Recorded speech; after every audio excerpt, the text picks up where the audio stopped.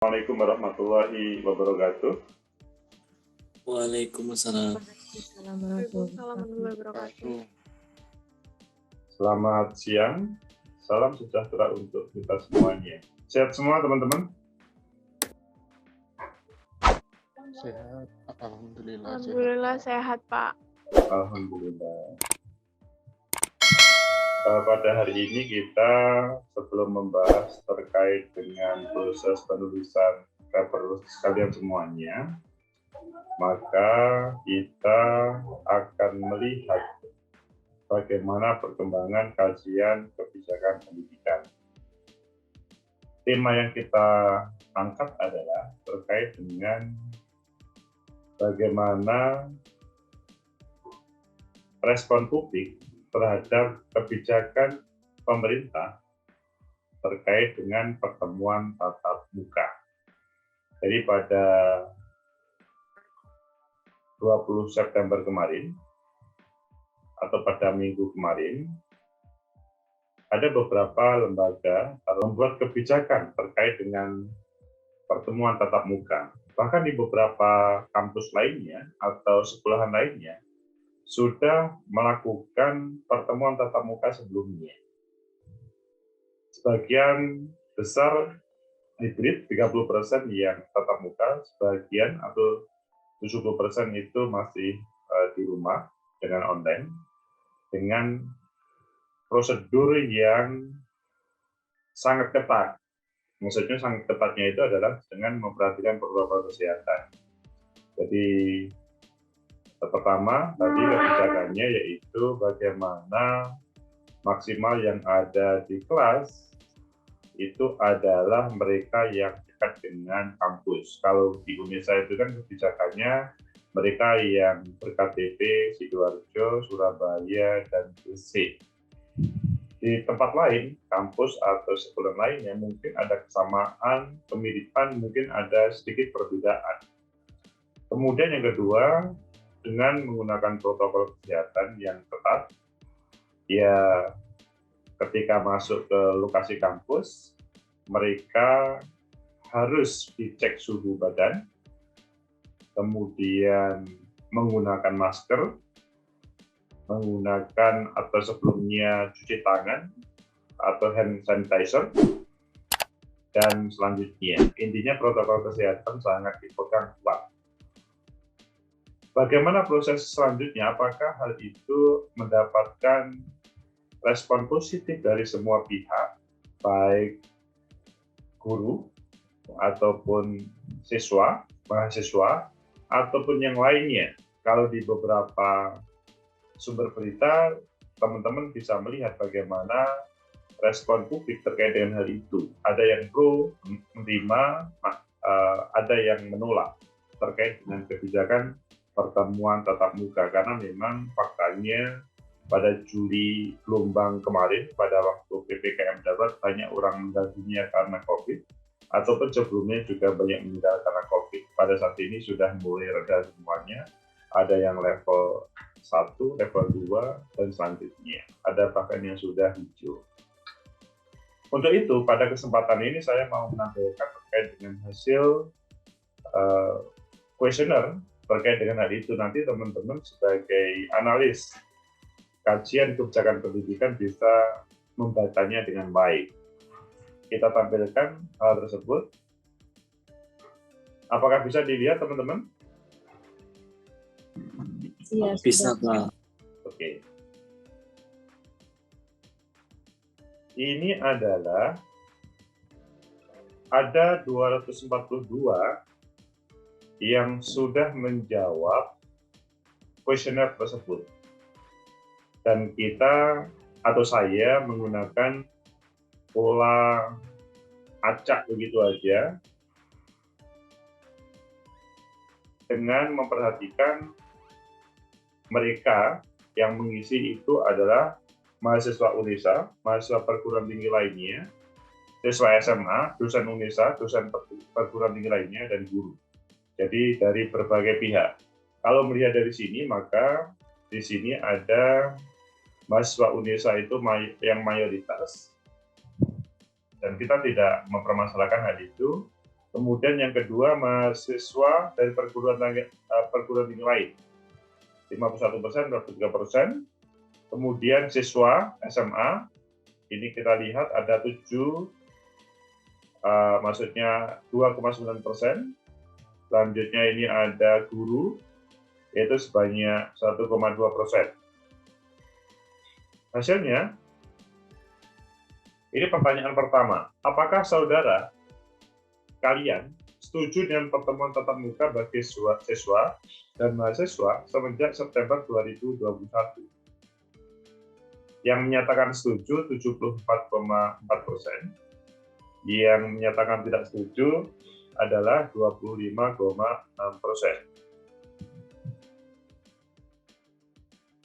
Apa yang menjadi dasar saudara memberikan jawaban tersebut? Maksudnya setuju dan tidak setuju. Ini jawaban beragam karena ada keterbatasan hari, setuju karena adanya pertemuan pembelajaran dilakukan secara intensif, karena kalau online itu susah memahaminya, dan intinya semuanya banyak ini alasan yang tertulis yang sifatnya IC. Karena agar mudah memahami, corona belum benar-benar selesai, ya pro kontra terkait dengan penjelasan tadi. Dan itu sah untuk seseorang menjawab terkait dengan hal itu. Selanjutnya adalah silahkan bertanya kepada seorang guru atau dosen, apakah mereka setuju perkuliahan semenjak 2021. Mayoritas setuju 84,3%, sebagian menolak. Ini menunjukkan bahwa ya memang belum 100% persetujuan itu, tetapi sudah 84,3%.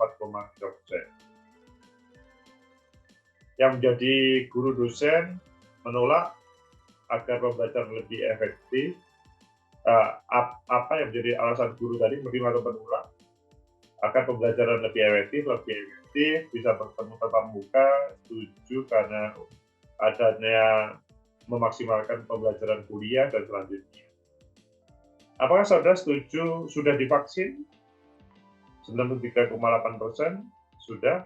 Jadi kalau kita melihat dari sini sebetulnya teori herd immunity itu sudah terjadi pada para guru, dosen, dan para mahasiswa ataupun siswa. Jadi sebetulnya relatif aman kalau melihat dari sini. Apakah vaksinasi berpengaruh terhadap kelulusan untuk pertemuan tatap muka? Iya, tidak ini. Apakah tatap muka pada bulan September ini sudah tidak membahayakan? Meskipun tadi alasannya pro dan kontra seperti tadi banyak yang menerima, tetapi masih membahayakan. 51,5% mengatakan masih membahayakan. Jadi jawabannya dalam hal pertanyaan ini terkait dengan membahayakan itu tidak seperti yang pada awal tadi. Tapi nggak apa-apa, karena itu pilihan mereka.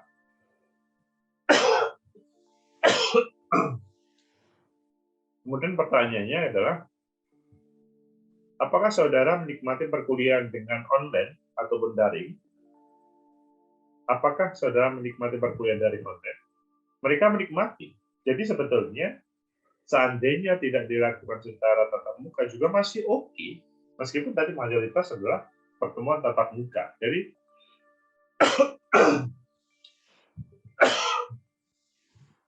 masih agak ambigu terkait dengan jawaban para responden ini. Ini jawabannya terkait dengan ambigu tadi. Kemudian pertanyaan 11, apakah saudara pernah menemukan guru dosen menolak vaksinasi? Mayoritas mengatakan tidak pernah, tetapi ada 7,4% atau 18 orang itu menemukan orang dosen atau guru yang menolak vaksinasi. Jadi masih ada pengelola yang menolak vaksinasi.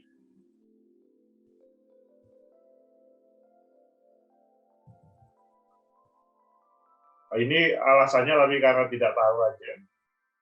Selanjutnya, apakah menurut saudara pertemuan tatap muka sejak September 2021 ini sudah aman untuk siswa, mahasiswa, guru, dan dosen? jawabannya paling banyak mungkin. Mungkin ini menunjukkan bahwa dia masih ragu aman dan tidak aman tidak. Yang mengatakan aman 25%, yang mengatakan belum aman itu adalah 20%. Jadi itu terkait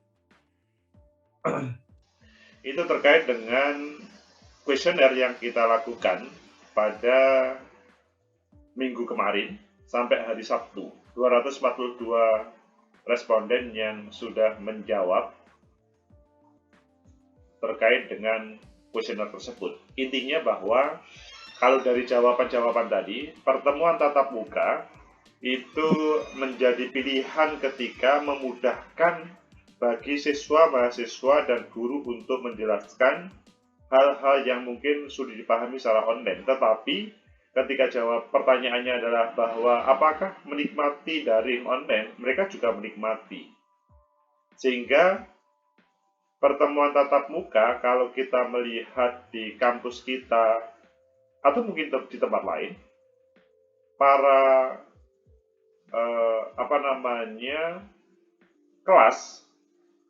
kelas yang mengambil hibrid itu relatif masih sedikit.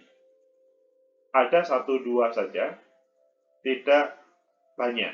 Tetapi itu sebagai jawaban bahwa kampus UNESA atau beberapa perguruan tinggi lain ataupun SMA yang telah melaksanakan menunjukkan bahwa pada suasana sekarang sesudah 1 tahun lebih melakukan kuliah daring online, selanjutnya bisa pertemuan tatap muka. Bagaimana negara untuk merespon hal ini?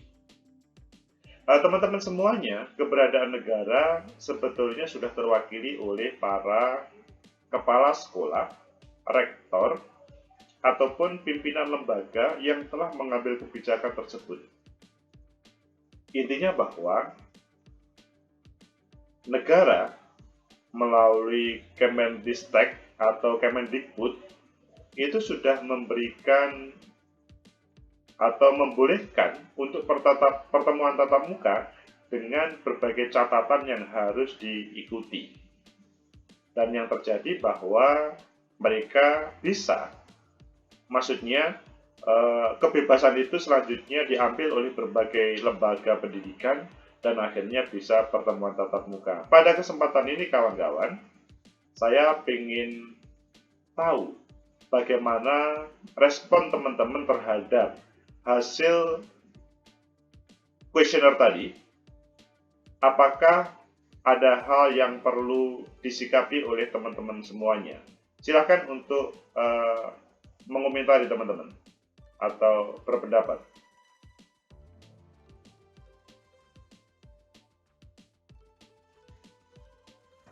Pak, izin menanggapi. Silakan Imam Syafi'i. Ya, kalau menurut saya nanti andaikan di offline, menurut saya nanti akan menimbulkan pro kontra yang baru di kalangan mahasiswa.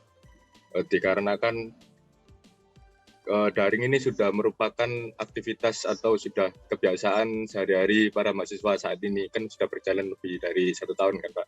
Iya. Nah, kan kalau 1 tahun itu seharusnya sudah cukup untuk membuat beberapa mahasiswa itu nyaman dengan daring seperti itu. Jadi nanti akhirnya ada pro kontra baru antara mahasiswa yang ingin tetap daring atau memilih untuk offline. Tapi untuk mahasiswa semester lama seperti saya lebih menyukai daring sih Pak daripada offline. Karena kan kalau sidang misalnya kayak sidang offline kan lebih groginya itu Pak, soalnya akan bertemu langsung dengan penguji. Seperti itu Pak, kalau dari saya. Terima kasih. Intinya bahwa para mahasiswa yang senior itu lebih memilih daring daripada langsung pertemuan tatap muka, begitu ya? Iya Pak, kalau dari teman-teman saya seperti itu, saya juga demikian Pak. Jadi merasa bahwa teori-teori yang didapatkan di kampus kemarin itu sudah selesai, tapi selanjutnya untuk menjawab tantangan 5.0, kalau 4.0 itu kan era informasi. Kalau 5.0 era New Society, maksudnya masyarakat baru, lingkungan baru, maka para mahasiswa senior itu memilih dengan yang New Society itu. New Society itu adalah ya perkuliahan, ujian, seminar proposal, skripsi dan lain-lainnya cukup menggunakan daring. Meskipun listeningnya juga tadi menurut Mas Imam Syafi'i, menurut saya agak kurang tepat ketika menghilangkan kegrogian. Jadi sebetulnya tema kegrogian itu merupakan hal yang perlu kita sikapi. Apakah tatap muka ataupun secara daring, grogi itu seharusnya muncul. Mas Imam mungkin belum melakukan atau menjalankan langsung terkait dengan seminar proposal, sehingga belum tahu bagaimana grogi di hadapan para penguji yang di tempat jauh, dan itu pun juga penuh pertanyaan, apakah nanti bisa diluruskan atau tidak. Bagaimana Mas Imam Syafi'i?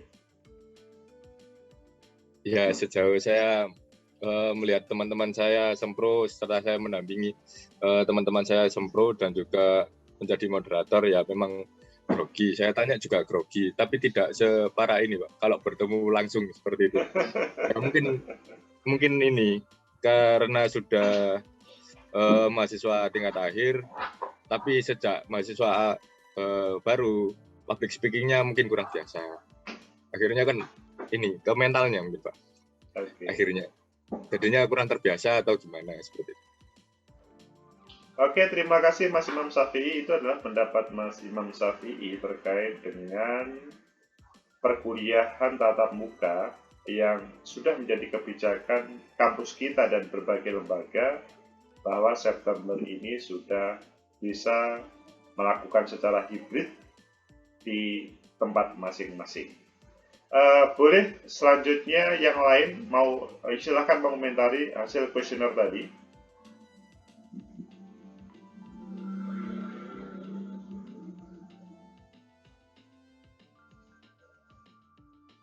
Silahkan.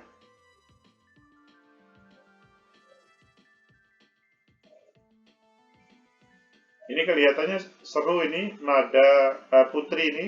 Putri F ini kelihatannya kalau berkomentar rame-rame itu kelihatannya rame nih kalau berkomentar bersama-sama ini. Ini adalah New Society, dalam New Society 5.0 itu tadi.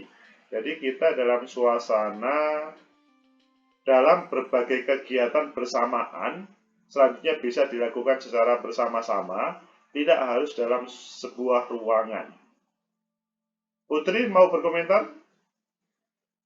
Oh enggak. Enggak, Pak. Oke. Nah, Nada mau berkomentar, silahkan. Tentang kuesioner tadi ya, Pak. Tentang kuesioner yang dihubungkan dengan pertemuan tatap muka tentunya. Saya itu dilema, Pak, karena kan saya kan semester 5 ya, Pak ya. Udah dari awal corona itu maba, terus corona tiba-tiba semester 5 gitu, Pak. Jadi saya kan juga ikut hima, nah kegiatan-kegiatan tuh semuanya online gitu. Jadi ada dilema sih ketika nanti ini sampai kapan online terus juga nggak ketemu teman-teman, kegiatannya juga online, kan susah ya Pak. Terus juga tugasnya tuh banyak banget gitu loh ketika online. Nah tapi kemarin tuh saya juga melihat kalau teman-teman yang sudah dibolehkan untuk melakukan kegiatan tatap muka itu banyak yang malah menjadi klaster COVID baru gitu Pak. Apa? Jadi agak takut juga sih seperti itu Pak. Apa Nada? Menjadi apa? Menjadi klaster COVID yang baru. Tapi yang paling besar itu di murid-murid SD Pak, bukan di PTS. Bukan di perguruan tinggi.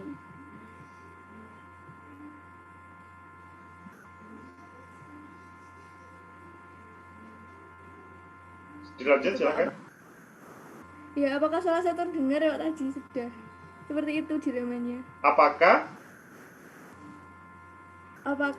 nanti kalau tatap muka ini apakah menjamin kalau tidak akan ada penyebaran COVID-nya lebih masif gitu loh? Itu Pak. Terima kasih Nada. Ini adalah sebuah pertanyaan juga ya dari Nada dan tentunya untuk semuanya ya.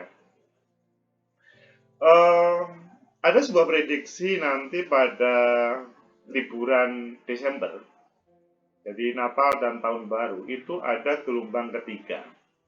Jadi teman-teman perlu persiapan untuk menyikapi Desember gelombang ketiga. Yang gelombang kedua pada Juli kemarin, teman-teman sangat paham, hampir setiap hari mendengarkan pengumuman orang meninggal dunia. Waktu itu kan virus dari India sangat mendominasi. Nah, pada gelombang ketiga, ini sebuah prediksi ya, bisa benar bisa salah, tetapi kemungkinan ada indikasi ke sana. Pada Desember nanti, itu akan ada gelombang ketiga dan kemungkinan benar terjadi. Apakah seheboh sebagaimana pada Juli, kita belum tahu perkembangannya.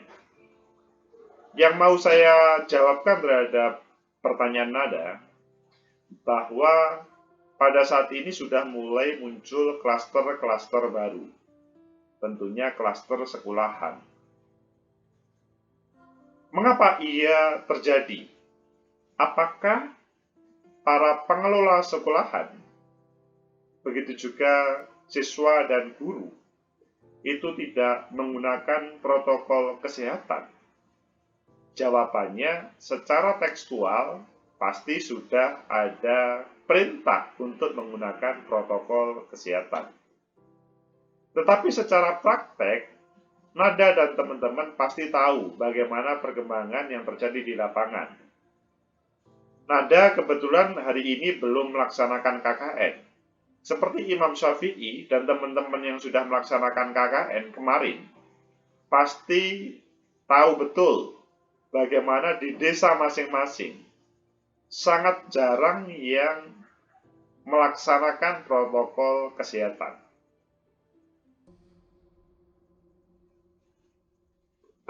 Kita tidak hanya ngomong KKN ya. Di tempat Nada aja lah. Nada rumahnya itu desa ataupun kota? Di desa, Pak. Di desa Nada, kalau boleh tahu hari ini yang menggunakan protokol kesehatan salah satunya adalah masker ataupun cuci tangan sampai 20%. Karena kan ini udah longgar ya Pak, jadi nggak terlalu disiplin gitu. Itu kan yang menjadi reasoning bahwa masyarakat kita sudah merasa sudah selesai corona itu. COVID itu sudah selesai karena dalam bahasanya Nada tadi kan sudah longgar. Berbeda dengan Lebaran 2 tahun yang lalu, 1441 Hijriah, yang semua desa kenceng terkait dengan hal itu. Bahkan untuk melaksanakan halal bihalal, atau kalau dalam bahasa desa itu sejarah, silaturahmi anjang sana, itu ketat mereka untuk tidak menerima tamu, apalagi mereka yang datang dari kota besar, Jakarta ataupun Surabaya, pasti ditolak. Sekarang, apa yang dikatakan Nada, bahwa di sana sudah longgar. Kembali kepada tema sekolahan, kemungkinan juga sama. Ketika ada kebijakan pertemuan tatap muka, mindset-nya yang muncul itu adalah, ini sudah aman, sudah diperbolehkan sekolah, maka sudah aman dari pandemi COVID. Padahal rata-rata pimpinan lembaga membuat kebijakan itu dengan cara protokol kesehatan. Di beberapa sekolahan bisa berjalan baik, di beberapa tempat itu sebagaimana Nada tadi, bahwa kan sudah tidak bahaya. Ketika masyarakat, khususnya pelajar dan guru, itu mempunyai pemikiran seperti itu, ya kalau semuanya dalam suasana sehat sih aman-aman saja. tapi kebetulan ada satu orang yang terkena COVID, kemungkinan satu sekolahan itu kalau kondisinya kurang fit dan protokol kesehatan tidak terjaga, maka hancurlah yang namanya sekolahan itu. Maksudnya pasti akan kena semuanya. Sehingga itu merupakan jawaban akan hadir klaster baru. Kalau semuanya fit semuanya, kemungkinan COVID itu aman-aman saja kok. Seperti Menteri Fadila Supari, maksudnya Menteri Kesehatan mantan, dia kan mengatakan, COVID itu ya seperti influenza. Teman-teman kan merasakan influenza kan, juga batuk, pilek, dan kemudian panas, sama. Perbedaannya, dan suatu saat juga akan hilang sendiri. Tapi pada kesempatan ini memang belum bisa hilang. Dan itu masih menjadi ancaman. Meskipun ada beberapa yang tidak setuju dengan pendapatnya mantan Menteri Kesehatan tersebut. Jadi, nada dan semuanya yang namanya klaster baru itu kemungkinan ada ketika apa yang menjadi kebijakan lembaga, taruhlah sekolah dan kampus, itu tidak dilaksanakan. Begitu Nada. Ya, Pak, terima kasih Pak. Terima kasih Nada. Apakah masih ada teman-teman yang mau bertanya atau menyampaikan lainnya? Oke. Teman-teman semuanya, meskipun ini tidak semuanya bertemu, tapi memang harapan saya itu semuanya bisa bertemu dan kita bisa berdiskusi terkait dengan materi pertemuan.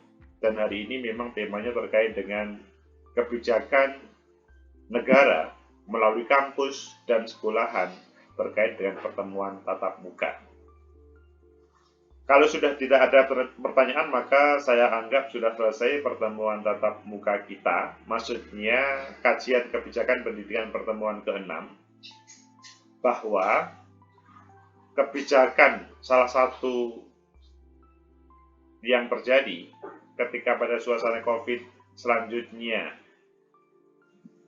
mereka menjalankan dengan tidak sesuai dengan aturan, maka hal itu akan menjadi ancaman terhadap keberadaan lembaga. Di dalamnya ada guru, dosen, dan siswa terkait dengan proses belajar mengajar. Yang menjadi ending dari pertemuan ke-6 ini adalah setiap saat kampus atau sekolahan mempunyai kebijakan terkait dengan kekinian, hal yang terkini. Jadi yang namanya penyakit itu tidak hanya COVID ya. Mungkin tahun depan itu ada penyakit apa lagi, dan selanjutnya di situ ada kebijakan kampus yang harus dia ambil. Kalian nanti bisa menjadi pimpinan kampus, bisa menjadi cukup guru, ataupun bahkan menjadi menteri atau kepala dinas pendidikan. Tugas kalian semuanya adalah bagaimana bisa menampilkan sebuah kebijakan yang sesuai dengan real, tidak hanya menerima laporan dari bawahannya saja. Selanjutnya, kita hubungkan dengan paper teman-teman. Maka paper teman-teman adalah pada minggu kali ini merupakan tahapan untuk melanjutkan yang kemarin. Semoga bermanfaat pada pertemuan ke-6 ini. Tetap menjaga protokol kesehatan di tempat masing-masing. Billahi taufiq wal hidayah. Assalamualaikum warahmatullahi wabarakatuh. Waalaikumsalam warahmatullahi wabarakatuh. Waalaikumsalam warahmatullahi wabarakatuh. Terima kasih, Pak. Sama-sama.